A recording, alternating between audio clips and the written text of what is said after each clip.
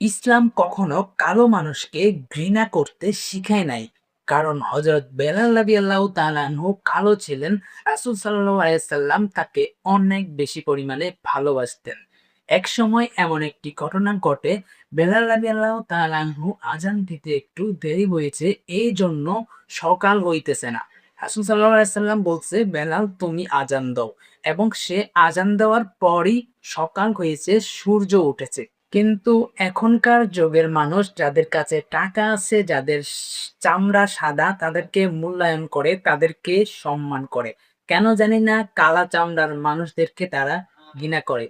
ইসলাম গরিব, ধনী, কালো, সাদা সবাইকে সমান অধিকার দিয়েছেন। আল্লাহ পাক রব্বুল আলামিন মৃত্যুর পরে কার কাছে কত টাকা আছে, কার গায়ের চামড়া সাদা অথবা কালো এটা দেখবে না।